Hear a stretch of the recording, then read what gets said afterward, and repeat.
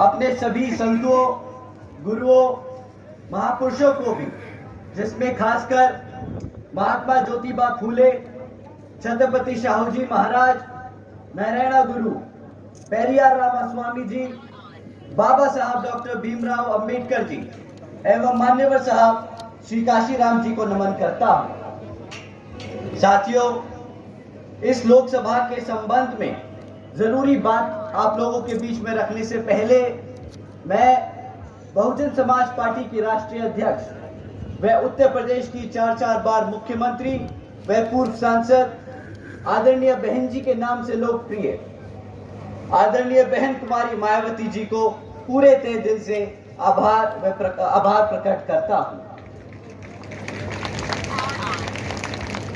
साथियों, जिन्होंने अपनी पूरी जिंदगी बामसेफ, DS4 व BSP के जन्मदाता एवं संस्थापक मान्यवर साहब श्री काशीराम जी के बताए हुए रास्ते पर चलकर परम पूज्य बाबा साहब डॉक्टर भीमराव अंबेडकर जी के मानवतावादी व आत्मसम्मान एवं स्वाभिमान के मूवमेंट के कारवां को अपने आजीवन त्याग, तपस्या व कड़े संघर्ष के जरिए नई राजनीतिक ऊर्जा, शक्ति व पहचान दी है तथा उत्तर प्रदेश जैसे विशाल महत्वपूर्ण राज्य में 4 बार अपनी पार्टी BSP की नेतृत्व में सरकार बनाकर खासकर बहुजन समाज के लिए एक ऐसी मिसाल बन गई है जिससे प्रेरणा लेकर करोड़ों लोग आज यहाँ सामाजिक परिवर्तन व आर्थिक तरक्की के मिशनरी कार्य से जुड़ चुके हैं।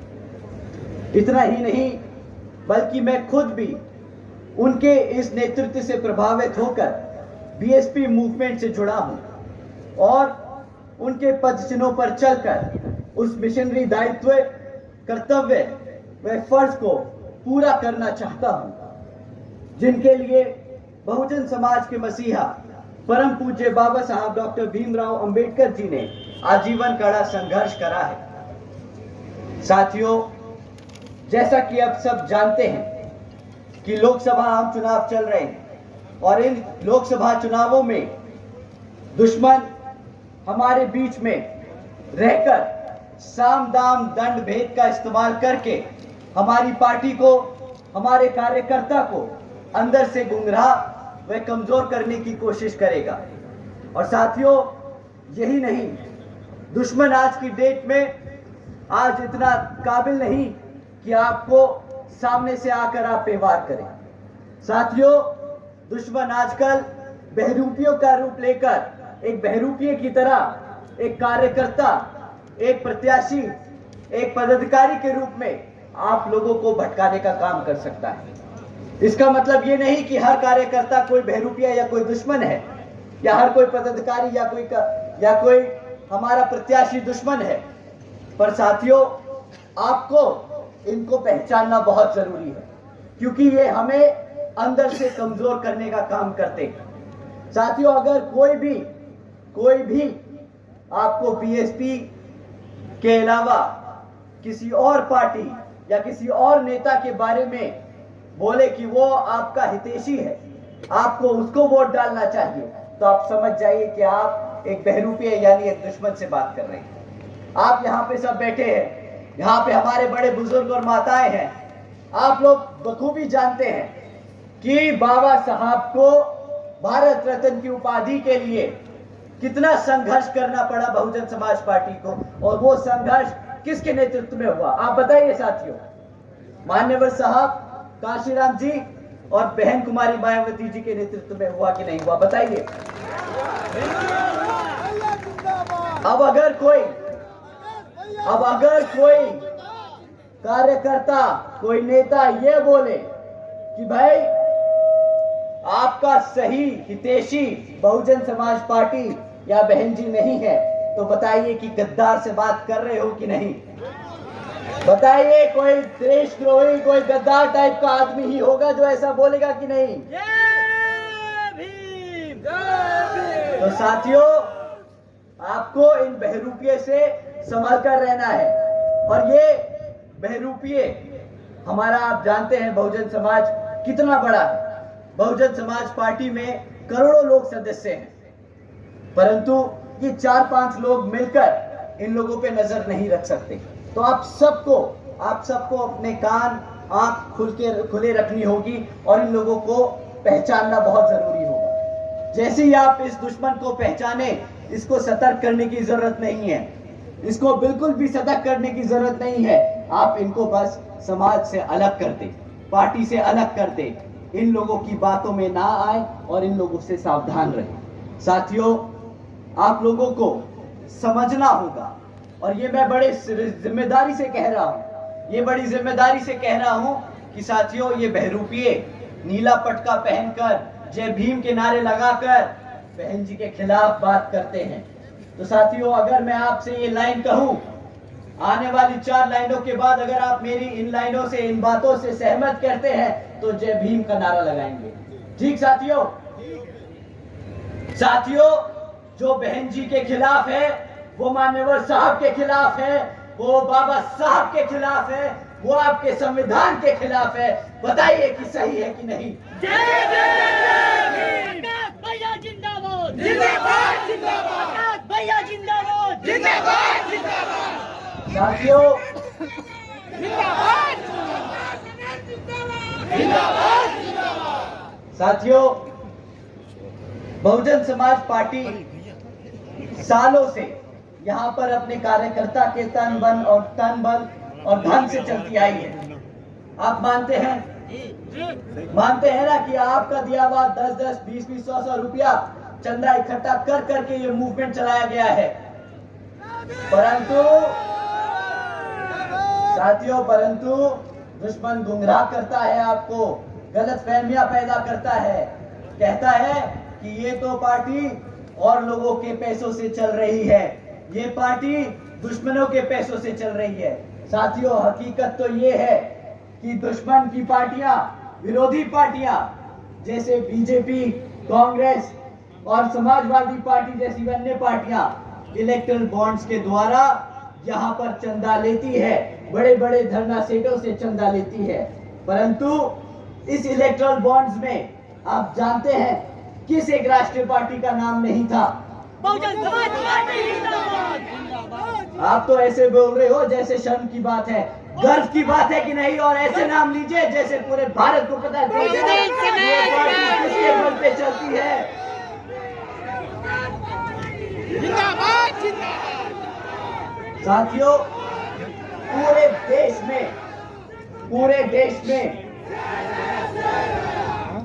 देश में एक लौती बहुजन समाज पार्टी ही है जिसने इलेक्टोरल बॉन्ड्स के द्वारा 1 रुपया किसी कॉर्पोरेट, किसी सत्ता में नहीं, किसी भी कॉर्पोरेट पे कंपनी से नहीं लिया। कोई बात नहीं, हमें कुचलना आता है। क्यों साथियों? कुचलना आता है ना? ये हाथी जब कदम रखेगा तो ऐसे जैसे छुटभइये सब निपट जाएंगे। साथियों,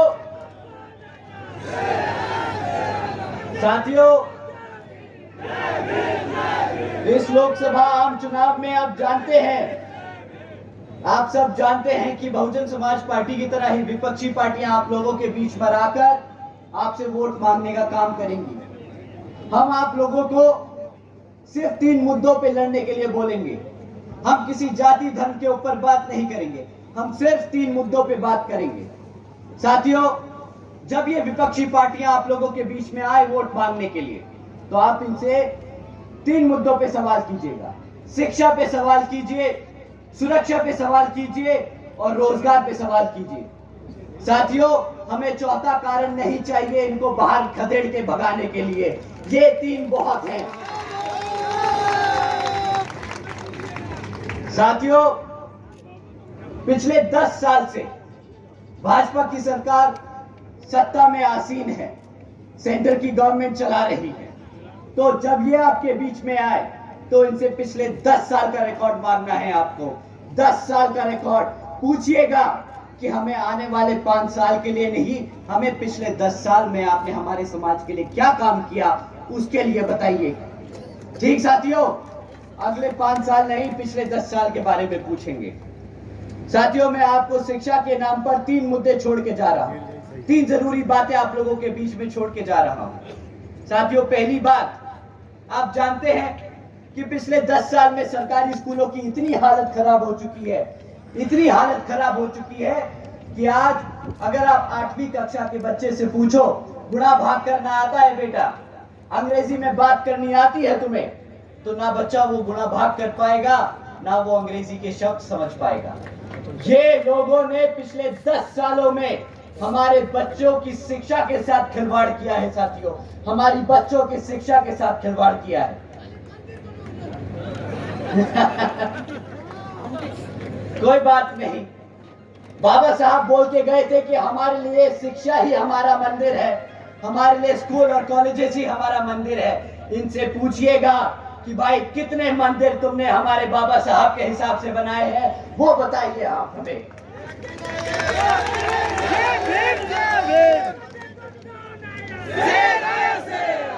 साथियों, शिक्षा के नाम पर ये आपको डिजिटल इंडिया की बात करेंगे, शिक्षा के नाम पे आपको डिजिटल इंडिया का नारा देंगे, पर साथियों डिजिटल इंडिया के नाम पर जो मजाक किया है वो भी आप लोगों को पता होना चाहिए। साथियों, आप जानते हो 65% सरकारी स्कूलों में 65% सरकारी स्कूलों में आज एक कंप्यूटर की फैसिलिटी नहीं है, एक कंप्यूटर तक नहीं है इन स्कूलों में। कैसे हमारा बच्चा कंप्यूटर या टेक्नोलॉजी के बारे में जानेगा? ये हमारे बच्चों को स्टार्टिंग से ही, बचपन से ही ये इन्हें शिक्षा में कमजोर रखना चाहते हैं। आप जानते हैं क्यों? क्योंकि आप जैसे कि आप जानते हैं कि अगर कोई बच्चा, कोई भी समाज को अगर आप तोड़ना चाहो, खत्म करना चाहो, तो उसको उसके इतिहास से दूर कर दो, उसको पढ़ाई लिखाई से दूर कर दो। इन्होंने वही किया है, इन्होंने हमारे बच्चों को शिक्षा से दूर रखा है, हमारे को हमारे इतिहास से दूर रखने की कोशिश करी है। ये लोग चाहते ही नहीं कि कभी हम अपने पैरों पर खड़े हों। स्कॉलरशिप के नाम पे मजाक किया, अरे भाई स्कॉलरशिप के नाम पे कटोरा थमाया है आपको, कटोरा। साथियों, दूसरा, रोजगार की बात करते हैं। साथियों, रोजगार के नाम पर पिछले 10 सालों में इस भाजपा सरकार ने कितने काम किए, ये बहुत बड़े बड़े पोस्टरों में लिखाकर छपका देंगे, न्यूज़पेपर में बहुत बड़े बड़े ऐड देंगे कि मोदी जी की गारंटी है इस बारी, परंतु इस गारंटी का क्या हश्र है वो हमारा युवा यहां बखूबी जानता है। साथियों, आज 30% पढ़ा लिखा युवा बेरोजगार घूम रहा है, 3 में से 1 युवा बेरोजगार है। अब आप बताइए साथियों, ये सच है कि नहीं? साथियों, जानते हैं कि ये बेरोजगारी का मतलब क्या है? ऐसा नहीं कि भारत में नौकरियां नहीं है, भारत में बखूबी बहुत नौकरियां हैं।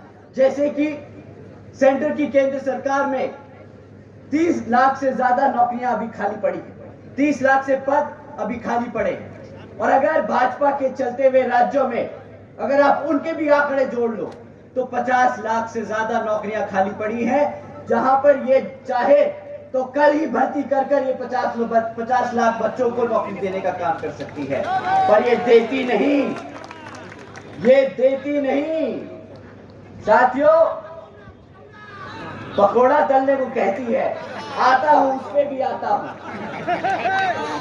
साथियों, इनके चलते हुए पिछले 10 सालों में ये खबरें बहुत आम हो गई। मैं एक खबर सुना के दिखाता हूं। 17 लाख से ज्यादा युवकों ने 3500 नौकरियों के लिए अप्लाई किया।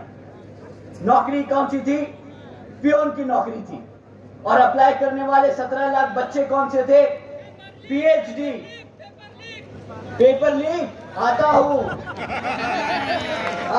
पेपर लीक पे भी आता हूं। इन 17 लाख बच्चों की क्वालिफिकेशन थी साथियों, पीएचडी स्कॉलर्स, ग्रेजुएट्स, मास्टर्स, पढ़े लिखे बच्चे। 17 लाख से ज्यादा बच्चे एक 3500 पियून की नौकरी के लिए अप्लाई कर रहे हैं। बताइए, इससे ज्यादा खराब हाल हो सकता है कि नहीं? और ये तो उत्तर प्रदेश की बात नहीं कर रहा मैं, ये 17 लाख बच्चे प्रधानमंत्री जी के अपने स्टेट गुजरात के हैं। अब जो अपने गुजरात में नौकरी नहीं दे पाए वो प्रधानमंत्री बन गए। अब प्रधानमंत्री बन के पूरे देश में बेरोजगारी फैलाने का काम कर रहे हैं। और अब जब जनता इनसे बेरोजगारी पे सवाल उठाती है तो सही कहा आपने, बोलते हैं कि भाई जो सड़क पे पकौड़े तल रहा है वो भी तो रोजगार है, दिया ना मैंने आपको रोजगार। आप बताइए पकौड़ा तलना कोई रोजगार होता है क्या? नहीं होता। अच्छी बात है, अच्छी बात है, आप मानते हो पकौड़ा तलना रोजगार नहीं होता, क्योंकि कल ये आपके बच्चों को हाथ में कटोरा थमा के बोलते भीख मांग लो और ये भी रोजगार बन जाएगा।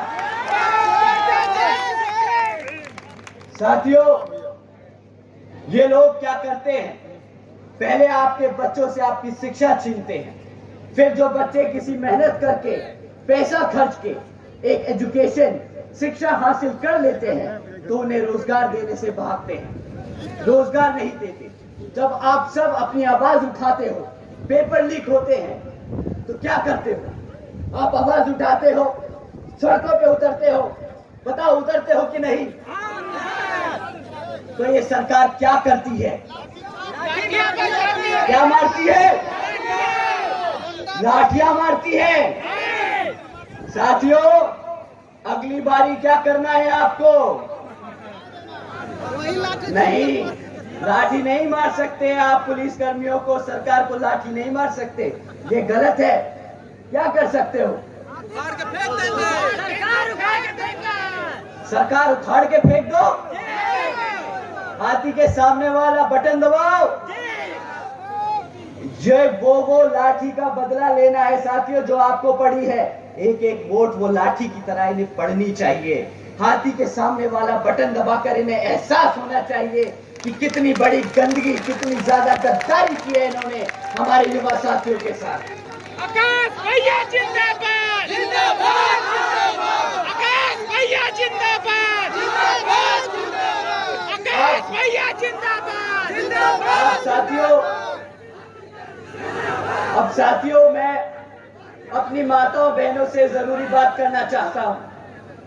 अब ये बात मैं अपनी माताओं बहनों से पूछना चाहता हूं। हमारी सारी बड़ी बुजुर्ग हैं मौजूद आज यहाँ। माँ, आप बताओ, ये लोग कहते हैं इन्होंने 80 करोड़ जनता को मुफ्त में राशन दिया है। इन्होंने आपको भी राशन दिया होगा, क्योंकि ये जानते हैं कि इन्होंने आपको रोजगार नहीं दिया, आपके घर में रोजगार नहीं दिया, इन्होंने आपको मुफ्त में राशन दिया। आप बताइए माँ, आपने इनको इसलिए वोट डाला था कि आपको फ्री में राशन दे या अपने बच्चे को रोजगार दे? अगर आपने रोजगार के लिए वोट डाला था तो हाथ उठा दीजिए माँ। बहुत बहुत शुक्रिया। मैं चाहूंगा कि ऐसी माँ पूरे देश में दिखें, क्योंकि उन्हें अपने बच्चों को अपने पैरों पर खड़ा करने के लिए पढ़ाया लिखाया था, ना कि मुफ्त में भिखारी बनाने के लिए। ये लोग कहते हैं मुफ्त में राशन आकाश भैया जिंदाबाद। भाई, तुमने मोदी का नमक खाया है। ये कहते हैं राशन के नाम पर कि तुमने मोदी का नमक खाया है, वोट तो देना पड़ेगा। साथियों, इनको पलट कर जवाब दीजिए कि मोदी का नमक नहीं, मैंने जो टैक्स जमा किया उसका तुम पैसा बांटते हो राशन के रूप में, तुमने कुछ नहीं दिया। गद्दारी की है, गद्दारी। साथियों,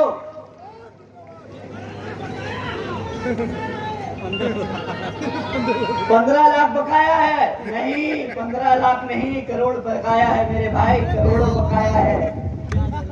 इन्होंने तुम्हें चूना जो लगाया है वो समझाता हूँ, करोड़ों का चूना लगाया है। तुम्हें पता है जब तुम दूध खरीदते हो तो जीएसटी जमा करते हो, चिप्स का पैकेट खरीदते हो तो जीएसटी जमा करते हो ना? पूरा देश वो जीएसटी जमा करता है। वो जीएसटी का पैसा ये फ्री राशन बांटने में लगा देते हैं। पता है क्या कीमत है उस राशन की? पूरे देश को, आपके टैक्स के पैसे को पता है क्या कीमत पड़ती है? आप साल का 2 लाख करोड़ रुपया चुकाते हो, साल का 2 लाख करोड़ रुपया राशन की स्कीमों में चुकाते हो। अब आप बताइए, लाखों का चूना लगाया कि करोड़ों का चूना लगाया? करोड़ों का चूना लगाया। सही कहा। कहते हैं कि हमने मुफ्त में 80 करोड़ जनता को मुफ्त में राशन दिया। राशन की कीमत क्या देती है जनता? आप बताइए साथियों, कितने का राशन आपको मिलता है? 1000 रुपया। भैया जिंदाबाद। साल का 12,000 रुपए से ज्यादा का राशन तो नहीं मिलता ना माँ? नहीं।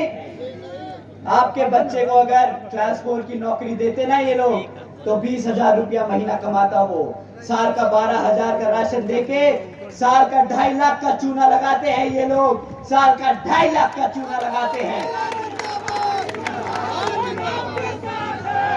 साथियों, इन्होंने वादा किया था,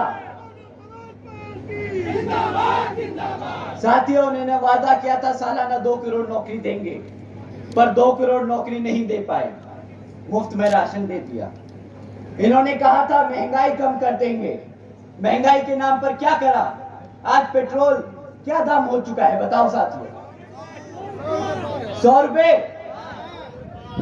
अब दूसरा सवाल मैं अपनी माँ से पूछना चाहता हूँ, माँ गैस का सिलेंडर तुम्हारे घर में आता है, कितने का पैसे गैस सिलेंडर पड़ता है तुम्हें माँ? 1200 रुपए का माँ, 1200 रुपए। क्या बोलते हैं मोदी जी कि मैं अपनी माताओं बहनों का खास ध्यान रखता हूं, उन्हें मैं गैस सिलेंडर मुफ्त में दूंगा, सब्सिडी में दूंगा। हमारी माँ की तरफ से मैं आज एक सवाल पूछ लूं, आप इजाजत दो तो एक सवाल पूछ लूं? मोदी जी सब्सिडी नहीं मांगी थी, मुफ्त में राशन नहीं मांगा था, सस्ता गैस सिलेंडर नहीं मांगा था, अपने बच्चों को उनके पैरों पर खड़ा होने का सिर्फ एक मौका मांगा था, सिर्फ एक मौका। ये अब सब्सिडी देना शुरू कर रहे हैं साथियों। माँ ये आपको सब्सिडी देने की बात करेंगे। जिंदाबाद जिंदाबाद। अब ये गैस सिलेंडर पे सब्सिडी देने की बात करेंगे, बिल्कुल करेंगे, परंतु जिस दिन आपका वोट डल जाएगा देखिएगा अगले दिन कैसे वो सब्सिडी खींचते हैं, कैसे फिर से गैस सिलेंडर का भाव 1000 रुपया पार करता है। ये आपको भूखा मारना चाहते हैं साथियों, ये आपको भूखा मारना चाहते हैं।